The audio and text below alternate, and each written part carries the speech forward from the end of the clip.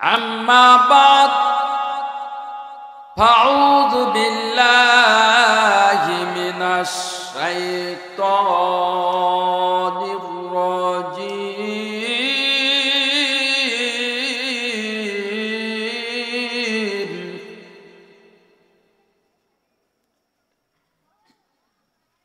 بسم الله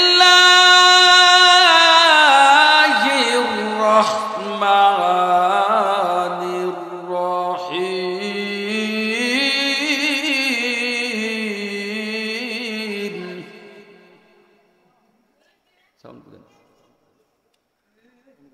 قل إن كنتم تحبون الله فاتبعوني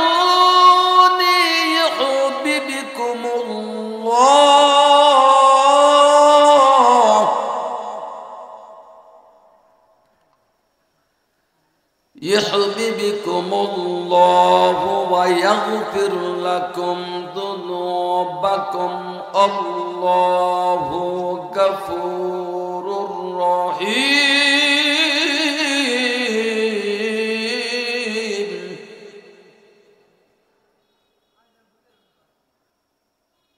الآيات قال رسول الله صلى الله عليه وسلم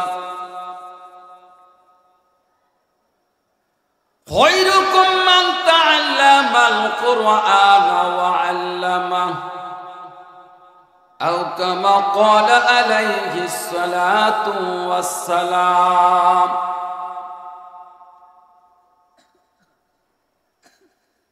اللهم صل على محمد وعلى آل محمد كما صليت على إبراهيم وعلى آل إبراهيم إنك حميد مجيد اللهم بارك على محمد وعلى آل محمد كما باركت على إبراهيم وعلى آل إبراهيم إنك حميد مجيد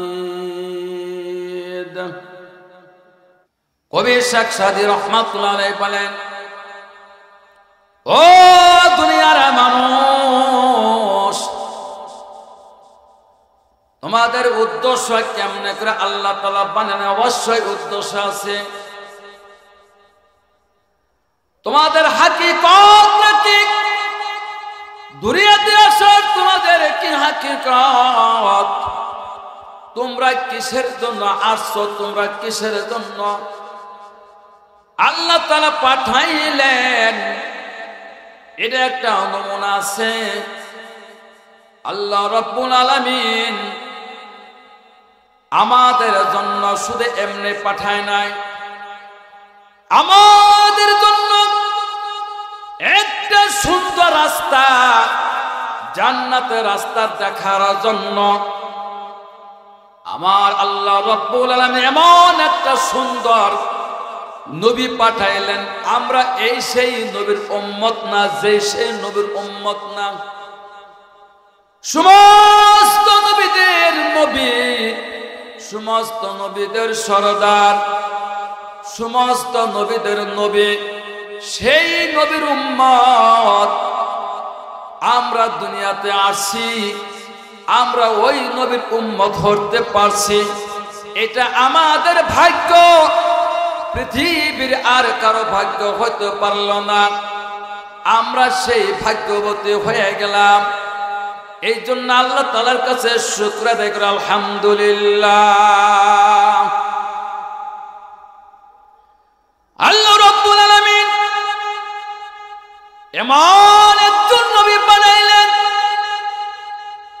যেই নবী যদি দুনিয়ার জমিনে না পাঠাইতেন এমন একটা যুগের মধ্যে পাঠাইলেন দুনিয়ার মানুষ সব গুমরাহ হয়ে গেল পথভ্রষ্ট হয়ে গেল সকল পূজার পূজক হয়ে গেল এক মানুষ মানুষকে মারামারি কাটাকাটি শুরু করলো এমন একটা যুগ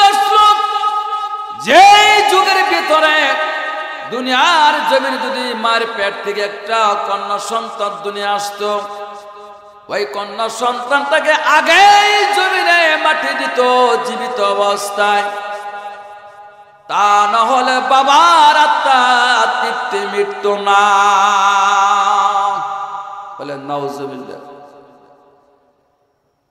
এমন অন্ধকার যুগে আমার নবীকে আল্লাহ রব্বুল আলামিন পাঠাইলেন। মানুষদের যখন দাওয়াত দিতে শুরু করলেন, মানুষগুলো আস্তে আস্তে বুঝতে শুরু করল। কেউ বুঝে কেউ বুঝে না। যারা বুঝলো তারা পিছন ছাড়ে না, তারা না খেয়ে না দায়ে তার পিছে পিছে ঘুরতে ঘুরতে থাকলো। আমার নবীর পিছে এক সাহাবা হযরত আবু বকর সিদ্দিক রাদিয়াল্লাহু তাআলা আনহু 12 বছর ঘুরলেন, মুসলমান হয়নি। নবীর পিছের ঘোরার কারণে কাফের মুশরিকরা তাকে মারধর করে। এমন একদিন হঠাৎ মারধর করলেন, মারতে মারতে মারতে বেহুশ হয়ে গেলে, মার খেয়ে জমিনে পড়ে গেলেন। তুই নবীর পিছে ঘোরা বাদ দে, আর নবীর কথা কেন বলো? এই প্রশংসা করতে পারো না? হয় আমাদের নবীর পিছে তুমি ঘোরা বন্ধ করো, নচেৎ আমাদের ধর্ম তুই ত্যাগ করতে পারি না, আমাদের ধর্মে আসা থাকতেই হবে। নবীজির বেহুশ হওয়া, নবীজির পিছনের ঘোরার কারণে মার খাওয়ার পরে আবু বকরকে ভাইরা ধরিয়া যখন নিয়ে গেলেন, বাড়িতে আনার পর হুঁশ নাই। কিছুক্ষণ পরে হুঁশ হলো। আবু বকর, তুমি জবান দ্বারা কি বলো? মায়ে ডাকতেছে। মায়ে বলে, আবু বকর তুমি জবান দ্বারা কি বলো? তোমার এত মারধর করলো, তুমি এই কথা কেন বলো? আবু বকর বলেন, আমার নবী মুহাম্মদুর রাসূলুল্লাহ সাল্লাল্লাহু আলাইহি ওয়াসাল্লাম কোথায়? ও মা, আমাকে সেই জায়গা নিয়ে যাও। আমি তাকে ভুলিতে পারছি না, অন্তর থেকে ভুলিতে পারছি না মা। আমি যেই নবীর পিছে পিছে ঘুরতেছি আমার মজা লাগে, আর আপনার ধর্ম আমি গ্রহণ করেছি, ঘুরিতেছি, জীবন আমি শান্তি পাই নাই। আমি যেই নবীর পিছনে ঘুরতে ঘুরতে আমার মনটা পরিবর্তন হয়ে গেল। জোরে জোরে বলেন সুবহানাল্লাহ। আমার নবীর পিছনে ঘুরার কারণে যদি আবু বকর তো মার খায়, ও কাফের মুশরিকরা জানিয়ে রাখো, মারো মারো, মরতে রাজি আছি আমি। যতক্ষণ পর্যন্ত নবীজির কালেমা না পড়ে মুসলমান হব, এত পর্যন্ত আমি নবীর পিছন ছাড়তে পারিব না। জোরে বলেন সুবহানাল্লাহ। সাহাবাতে সালে তোরা সালে কোনাত, সাহাবাতে তালে তোরা তালে কোনাত। জোরে জোরে বলেন মারহাবা, আরো জোরে মারহাবা। রব্বুল আলামিন আর কারো দুনিয়ার মানুষকে পছন্দ করলো না, আবু বকরকে পছন্দ করিয়া নবীজির পিছে পিছে ঘুরে মারধর খায়। আবু বকর মুসলমান হয়, নবীজির পিছন ছাড়ে না। নবীজির পিছনে থাকতে থাকতে নবীজির খেদমত করিতে করিতে আমার আবু বকর এমন দামি হয়ে গেলেন, আল্লাহ রব্বুল আলামিন তার এত মর্যাদা দান করলেন, তার নাম এত উপরে উঠেছেন আবু বকর সিদ্দিক। জোরে বলেন সুবহানাল্লাহ। এইবার বন্ধুরা আমার, ভাইরা আমার, আপনি যদি আতরের দোকানে পাশে যান, আতর কিনবেন না, আপনি যদি জুম্মা নামাজে যান, মসজিদে আতর যদি গায়ে না দেন, মসজিদে কেউ যদি আতর দেয়, গায়ে লাগায়, কাপড়ে পরে, তাহলে তার সমস্ত মুসলিমদের নাকের ভিতরে আতর আতর গ্রাম আসবে। ঠিক না ঠিক? বাড়িতে যাওয়ার পর বিবি বলে, ও প্রাণের স্বামী, এত সুন্দর আতর তুমি কোথায় পাইলা গো? কত টাকাতে আতর কিনছো তো আমি জানি না। এইবার মুসল্লি ওই স্বামী বলে, বিবি রে, মসজিদে নামাজ পড়তে গিয়েছিলাম, কে যেন সুন্দর আতর দিছে, সেই আতর গ্রানটা আমার গায়ে লাগেছে, এত সুন্দর মজা, আমি আতর তো কিনি নাই। এই জন্য শেখ সাদী রহমাতুল্লাহ আলাইহি বলেন, তোমরা যদি আতরের দোকানে পাশে যা একবার দুইবার আতর যদি না কিনো, ক্রয় না করো, তোমার নাকে আতর আতর গ্রান করবে। ঠিক না ঠিক? ভাইরা আমার, বন্ধুরা আমার, বুঝাইতে চাচ্ছি, আর যদি স্প্যান্ডেলের নিচে আমরা যারা বসিব, তাহারা আমরা আতর সমতলনা হয়ে যাবো। আতর যদি গায়ে না দে, নাই মাখায়, তবু আমার গ্রান করবে আতর আতর। এমন একটা মজলিস, বেহেশতের মজলিস, আমরা যদি এই মজলিসের ভিতরে না বসি, কাল হাসরের ময়দানে দিন আমার রব্বুল আলামিন যেদিন ধরবে, বলবে, রে বান্দা, যেই জায়গায় আমার কোরআন, আমার হাবিবের হাদিস যখন শোনানো হচ্ছে, ওই জায়গায় তুই গেলি না কেন? আল্লাহ রব্বুল আলামিন প্রত্যেকের নিঃশ্বাসের কথায় কথায় হিসাব নিবে। আবু বকর ভাইরা এত যদি দামি হয়ে যায়, আজকে যদি আমরা এই জায়গায় বসি, আমরা আবু বকরের মতন দামি হয়ে যাবো। জোরে জোরে বলেন সুবহানাল্লাহ। এটা হলো কোরআনের মজলিস, এটা হলো জান্নাতের বাগান, এটা হলো হাদিসের মজলিস। এখানে বসার সঙ্গে সঙ্গে আমার আল্লাহ তাআলা আপনার সমস্ত হায়াতের জিন্দেগির পিছনের গুনাহগুলো সব মাফ করে দিয়েছেন। জোরে বলেন সুবহানাল্লাহ। যারা বিশ্বাস করেন তারা আরো বলেন সুবহানাল্লাহ। ভাই, বিশ্বাস করার নাম হলো ঈমান। যেটা দেখা যায় না সেটার নাম বিশ্বাস করা হলো ঈমান। তুমি দেখিয়াও যেটা দেখা যায় সেটাও বিশ্বাস করার নাম ঈমান। যেটা দেখা যায় না সেটাও তুমি বিশ্বাস করো, এর নাম হলো ঈমান।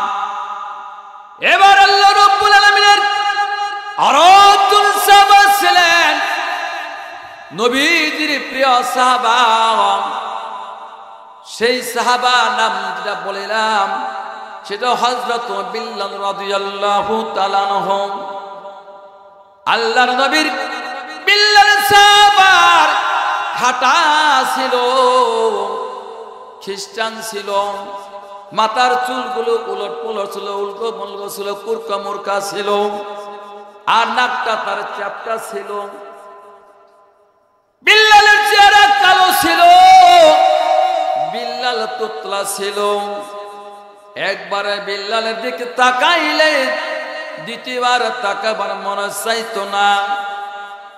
ওই বিল্লাল আল্লাহর নবীর কথা শুনিয়া আল্লাহর নবীর সাহাবা বিল্লাল কালেমা আদায় করিয়া জবানে পড়িয়া আল্লাহ রাসূলের কাছে যখন মুসলমান হলো ভাই, সেখান থেকে বিল্লাল আল্লাহ তাআলার কাছে দামি হইতে শুরু করে দিল।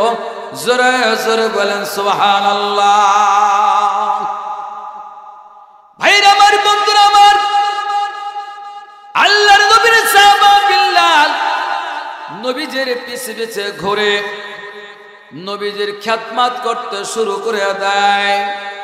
আস্তে আস্তে খিদমত করে নবীজির পিছে পিছে ঘুরে মেহনত করে খিদমত করে। আল্লাহর নবীর পিছে পিছে ঘুরার কারণে আস্তে আস্তে বিল্লাল এত দামি হইতে শুরু করে দেয়। আল্লাহর নবীর পিছে পিছে ঘোরার কারণে, খেদমার কারণে, খেদমতের কারণে বিল্লাল এত দামি হয়ে গেল যে মসজিদের আজানের দায়িত্ববান হয়ে গেল। হযরত বিল্লাল মুয়াজ্জিন হয়ে গেল। জোরে জোরে বলেন সুবহানাল্লাহ, আর জোরে সুবহানাল্লাহ। ভাই আমার, বন্ধুরা আমার, আমি আপনাদের এলাকার লোক, কিন্তু যার কথা বলিতাছি, যাদের কথা শোনাইতাছি, তারা কিন্তু এই এলাকার লোক না, তারা হাজার হাজার মাইলের দূরের লোক। জোরে বলেন সুবহানাল্লাহ। আল্লাহ রাব্বুল আলামিন আমার নবীর মায়ের নবীর পিছে পিছে বিল্লাল ঘুরতে শুরু করে দেয়, কাজ করতে শুরু করে দেয়। আমার বিল্লাল নবীজির ওজুর পানি এনে দেয়, নবীকে গোসল করার জন্য পানি এনে দেয়, নবীজির খেদমত শুরু করে তার কথাবার্তা মানা শুরু করে দিল। আস্তে আস্তে বিল্লাল মসজিদের ওই নবীর মসজিদের আজান দেওয়ার দায়িত্ব যখন পেল, ভাই বিল্লাল আজান দিতে শুরু করে দিল। বিল্লাল আজান দেয়, অনেক সাহাবারা তার উপরে খেপে উঠল। সমালোচনা করে রে, আমার নবীর পিছে আমরা কতদিন বড় ঘুরি, কিন্তু এত একটা দামি, তার একটা দায়িত্বশীল হয়ে গেল, কিন্তু আমরা পাইলাম না। মনে মনে গুসা হয়ে গেল, প্রকাশ করতে পারে না। নবী যদি শুনে আমাদের কথা, আমাদের নবী বেজার হয়ে যাবে। নবী যদি বেজার হয়ে যায়, আল্লাহ বেজার হয়ে যাবে। আল্লাহ যদি বেজার হয়ে যায়, আমাদের ইবাদত বন্দি সব বরবাদ হয়ে যাবে। ঠিক না বা ঠিক? আল্লাহর ভয়ে, নবীজির ভয়ে এইবার প্রকাশ করতে পারে না। বিল্লাল যখন আজান দেয়, এইবার তাদের মনে কল্পনা, টারুডুরি কথা কাতে বলতে বলতে একদিন নবীর কানে পৌঁছে গেল। নবীজির মনে মনে গোসা করল, আমি বিল্লালকে আজান দে। বিল্লাল আজান দেয়, তার উপর সবার আগুনিত হয়। আমার নবী পিছনেও যেরকম দেখে, সামনেও সেরকম দেখেছেন। আমার নবীর সামনে পিছে আকাশ পাতাল সব কিছু দেখতে পারেছেন। আমার নবীর কাশপ খুলে সব জানে, কে কি কি বলে, সব কথাই জানে, কিন্তু নবী প্রকাশ করে নাই। আমার নবী বললেন, বিল্লাল, এশার নামাজের পর বিল্লালকে ডাক দা, বলেন, ও বিল্লাল, মসজিদের নবীতে তুমি আজ থেকে আজান দিও না। এইবার বিল্লাল নবীদের কথা শুনে বিল্লালের জায়গা যায়, আর কাঁদেন, কথা বলে না। কাঁদতে কাঁদতে বিল্লাল ঘুমায় না, আমার নবীজি ঘুমায় না। এইবার বিল্লালের বড় সাহাবা একজনকে ডাক দল, তোমরা আজান দাও। একজন কারি সাহাবা আজান দিল। সুবে সাদেক হয় না, রাত পোহায় না, কি করা যায়?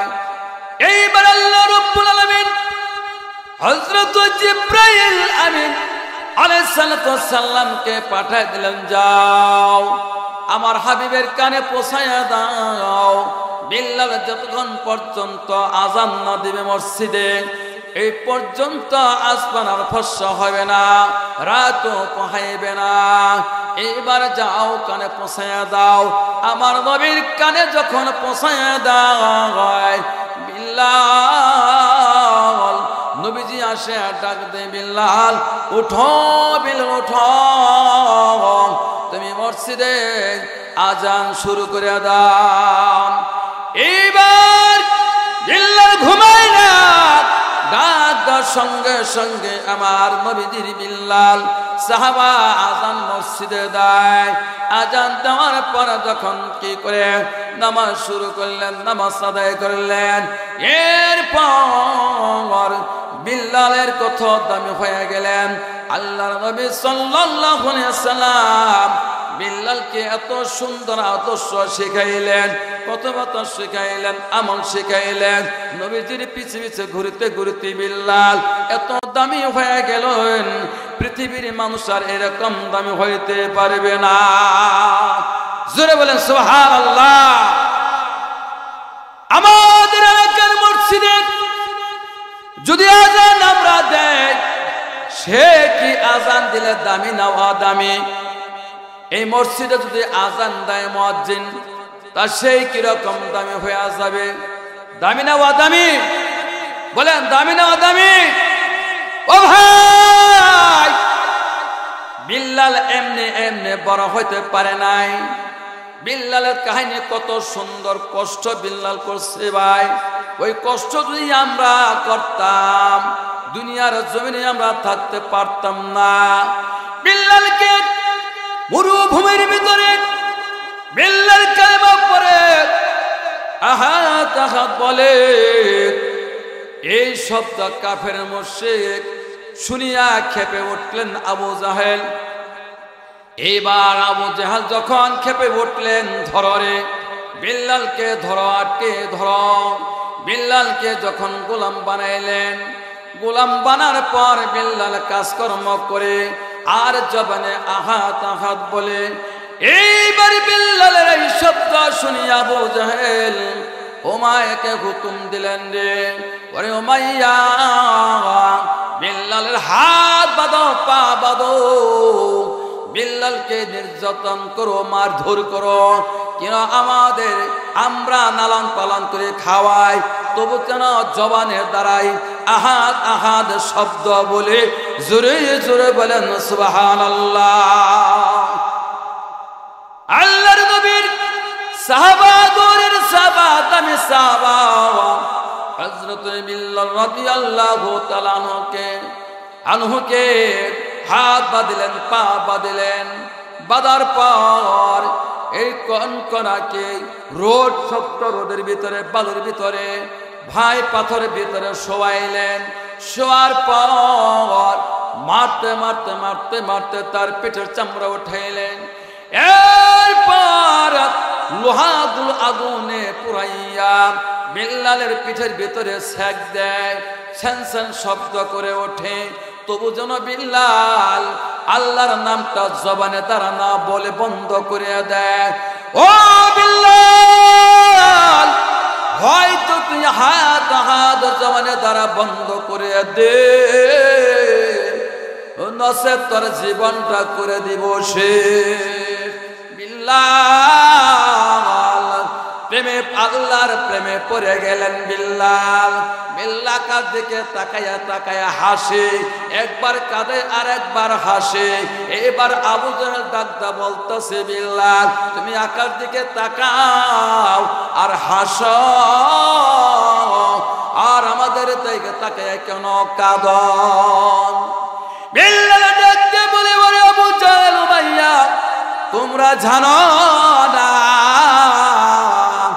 আমার আল্লাহ রব্বুল আলামিন আমার যে কষ্টর কারণে আমার জন্য বেহেশতের হরগেল মানগুলি তাকায়া তাকায়া তাকায়া আছে।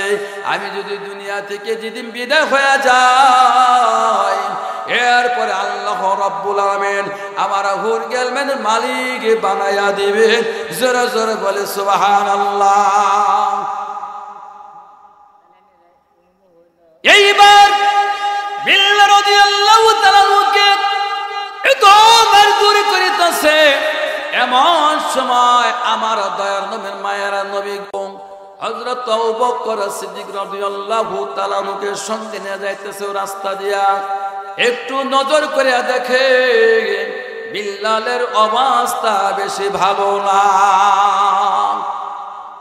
এইবার আমার নবীকে ডাকতে বলেন, আবু বকর, ওগো নবী, আল্লাহর নবী একটি কথা বলতে চাই, শুনবেননি? কি বলা? আবু বকর বলে, কেন শুনবো না?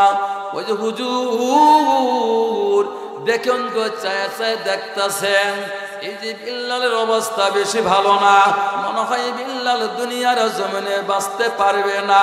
যদি আমরা তাদের অনুরোধ করে কিনে নিতে পারি বিল্লালকে, তাহলে বিল্লালকে বাঁচানো সম্ভব হবে, নচেত সম্ভব হবে না। ও ভাইরা, এই দিন ইসলাম এমনি এমনি আসে না। আজকে আমরা ঘরে বসে কোরআন পড়তে পারি, আজকে আমরা ঘরে বসে শুয়ে শুয়ে আজান শুনতে পারি, আজকে আমরা কত কিছু সুন্দর করে চলতে পারি, ফিরতে পারি, খাইতে পারি, ঘুরতে পারি, ঘুমাইতে পারি, শান্তি পাই আমরা। আমাদের কাছ থেকে শান্তি দূর হয়ে গেছে, কোনো অভাব নাই। কিন্তু একটা অভাব আছে, আমাদের ইমানের অভাব, আমাদের ইমান ঘাটতি আছে। ঠিক না ঠিক? কথা বলেন, ঠিক না ঠিক? মাইকের পাওয়ার না, আমার পাওয়ার না, নাকি আমাদের পাওয়ার নাই, বুঝতেছে না কিছু। এলা হনা করো লাগবো, বানা বানায় কথা বলেন যাব। আপনাদের এলাকার ছেলে, কিন্তু কত তো এলাকার না। কি কোন? আল্লাহর নবী সাল্লাল্লাহু আলাইহি সাল্লাম আবু বকরকে হুকুম দিলেন, যাও। আবু বকর চুপে চুপে যায়, এক কদম দেয়, দুই কদম দেয়, একটু পিছায় আর আগায়। যদি ওই জায়গায় যায়, আবু জেহেল যদি আমাকে মারধর করে, এই ভয়ে আস্তে আস্তে যায়, আবার পিছায় যায়, আস্তে আস্তে যায়। বলল আবু জেহেল, ও গো ভাই আবু জেহেল, ও উমাইয়া, তোমাদের কাছে একটা কথা বলতে চাই, যদি তোমরা মানো শোনো বলবো। বলে, কি বলো আবু বকর? আজকে আবার কি বলো? বলে, বলতে চাই, এই লোকটারে কেন এত মারধর করেন? এই লোকটার চেহারা তো ভালো না, গরিব মানুষ, কিন্তু আমরা কিনে নিতে চাই। কয় টাকা নেবেন? এই টাকা নিয়ে যান। তবু বিল্লালকে আপনারা কি করে দেন? বিল্লালকে আজাদ করিয়া দিন। বিল্লালকে যখন আজাদ করে দেওয়া হলো, কিনে নেওয়া হলো, বিল্লালকে সঙ্গে নিয়ে আল্লাহর নবীর দরবারে আসলেন, নবীকে সঙ্গে নিয়ে আসলেন। বিল্লালের কান্না আর থামতে পারে না, জোরে জোরে বলে সুবহানাল্লাহ। বিল্লাল নবীজির সঙ্গে আসে, আর কাঁদতে কাঁদতে চোখের পানি বুক ভেসে যায়, আর শরীর থেকে তার রক্তগুলো বাইর হয়ে পড়ে। বিল্লাল কাঁদে, কান্না থামতে পারে না। আমার নবী মাথায় যখন হাত দিলেন, বিল্লাল তুমি আর কেঁদো না, কেঁদো না, তোমার কান্না আমার আল্লাহ তার দরবারে কবুল হয়ে গেছে, কবুল হয়ে গেছে। তোমাকে আমার আল্লাহ তাআলা কবুল করে নিয়েছে। জোরে জোরে বলেন সুবহানাল্লাহ, আরে জোরে সুবহানাল্লাহ।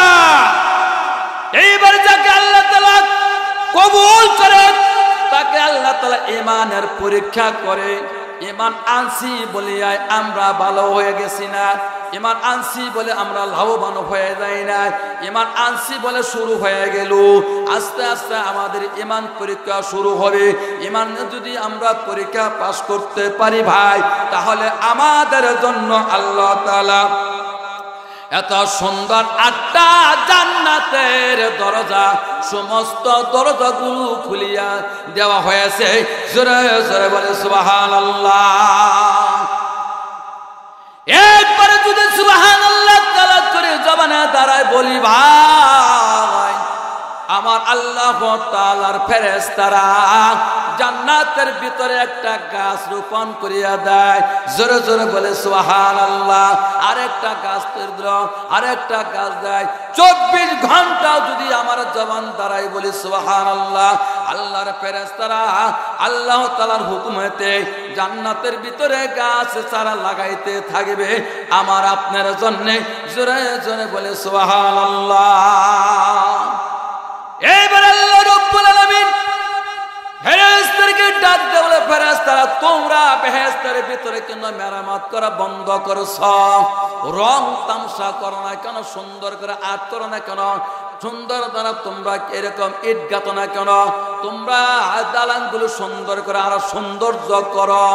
এবার আল্লাহর ফেরেশতারা জবাব দেয়, আল্লাহ ওই যে কলিমউদ্দিন সলিমউদ্দিন আব্দুর রহমান যতক্ষণ পর্যন্ত তোমার নাম জপবে, তোমার নামে কাজ করবে, ততক্ষণ পর্যন্ত আমরা ফেরেশতা তাহার জান্নাতকে সাজাইতে থাকবো, সাজাইতে থাকবো, সাজাইতে থাকবো।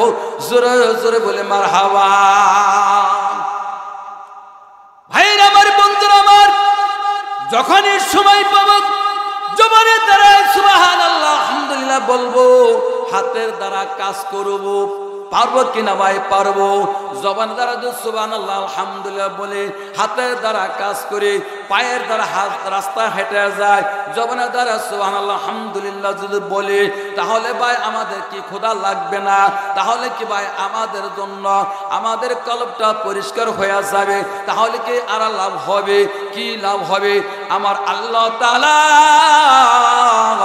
সমস্ত দায়িত্বশীল হয়ে, আল্লাহ তাআলা সব কিছু জামিনদার হয়ে যাবে। জোরে জোরে বলে মারহাবা। এইবার বিল্লালকে যখন এরকম আজাদ করে নিলেন, নবীর সঙ্গে গেলেন, বিল্লালের মাথায় হাত দিয়ে তখন বললেন, বিল্লাল তুমি আর কাঁদো না। বিল্লাল নবীজির হাত মাথা পাইয়া এইবার বলানোর সঙ্গে সঙ্গে, শোয়ার সঙ্গে সঙ্গে বিল্লালের পিছনের সমস্ত দুঃখগুলো ভুলিয়া গেলেন। জোরে জোরে বলেন সুবহানাল্লাহ। আল্লাহর নবী জবানের থুতু দিয়ে সমস্ত শরীর যখন থুতু মুছিয়া দিলেন, বিল্লালের সমস্ত দুঃখ বেদনা সব কিছু দূর হয়ে গেলেন। বিল্লাল তখন পরিপূর্ণ সুস্থ হয়ে গেলেন। আমার নবী, দয়ার নবী, মায়ার নবী, সমস্ত ডাক্তারদের ডাক্তার, সমস্ত হিকিমদের হিকিম, সমস্ত নবীদের নবী। জোরে জোরে বলে সুবহানাল্লাহ। ওই নবীর উম্মত যদি আমরা হতে চাই, ও দুনিয়ার মুসলমান, মসজিদে আজান দিলে আমরা বেশি বেশি করে ঘুমাই। মসজিদে আজান দিলে, আজান শুনি আর বেশি বেশি ঘুমাই। আল্লাহ ডাকিতাছে, যাও রে আমার গোলাম যাও, মসজিদে দূরে যে নামাজ আদায় করো ভাই। এইবার শয়তানে বলে, না না, এই আরামের বিছানা যদি ছাড়ো আর আরাম পাবা না। ঠিক নাকি ঠিক? বন্ধুরা আমার, ভাইরা আমার, আল্লাহ রাব্বুল আলামিন নবীজির ভালোবাসা যদি বিল্লাল পায়, এত দামি হয়ে যায়। ওই নবীজির আজান যদি নামাজের হয়ে যায়, বিল্লাল মসজিদে আজান দেয়, দামি হয়ে যায়। আমরা খুশিতে খুশিতে হইয়া মসজিদে আজান শিখবো, একামত শিখবো, মসজিদে আগে আগে যে আজান দিব। আজান দিলে কি লাভ হবে? আল্লাহ রাব্বুল আলামিন, আল্লাহ তাআলা রাসূলের হাদিসে ফরমান, যেই ব্যক্তি 7 বছর বিনা টাকা পয়সা বেতনে, বিনা বেতনে 7 বছর যদি বিল্লালের যখন আজান দেয়, তাহলে ওই ব্যক্তি হাসরের ময়দানে বিনা হিসাবে মুয়াজ্জিনে জান্নাতে প্রবেশ করবে। এবার জোরে জোরে বলি সুবহানাল্লাহ। ভাইরা আমার, ঘরে বসে যদি ওয়াজ শুনেন, যে মিজানুর রহমান তো সকাল ওয়াজ করবই, যেই মুরগির নিচে ডিম থাকলে মুরগি যদি দেয়, বাচ্চা কিন্তু ফুটবে। আর মুরগির নিচে থেকে বাইরে যেগুলো ডিম থাকবে একটাও ফুটবে না, সবটি কাঁচা, নষ্ট হয়ে যাবো, কাঁচা হয়ে যাবে। ঠিক না ঠিক? হ্যাঁ, রোদে পাবে, বৃষ্টি ভিজবে, নাকি কোন বাইরে বাতাস পাবে, আলো পাবে, এই জন্য ডিমগুলো ফুটবে না, বাচ্চাও হবে না, দামি হবে না, নষ্ট হয়ে যাবে। বাইরে যারা দোকানে পাঠিয়ে যায় শুনতেছেন ওয়াজ, সোয়াব তো দূরের কথা, সবের কাছেও যাইতে পারবেন না। কারণ কাল হাসরের ময়দানে এই দোকানদারের সাথে আপনার হাসর হয়ে যাবে। বলে নাউজুবিল্লাহ। দোকানদারও খুশি যে কোনো সভা আছে, আমরা বেচাকেনা করি, শুনবো, বসে বসে শুনবো, কি আরামটা। ও ভাই, এখন আপনাদের সময় আছে, যারা বাইরে আছেন প্যান্ডেলের নিচে আসেন, আমাদেরকে দাওয়াত দেওয়া। যদি আপনারা দোকান পাঠে বা বাড়ি করে বসে থাকেন তাহলে কিরকম সওয়াব পাবেন? তাহলে তো ঠিক হবে না, আমানত খেয়ানত হয়ে যাবে গা। আপনারা আসেন, আমাদেরকে দাওয়াত দিয়েছেন, আমাদের জবানটা মুখ দেখেন, আপনাদের জবান মুখ আমরা দেখি, আল্লাহ তাআলার গুনাহগুলি মাফ করে নেন, বলেন সুবহানাল্লাহ।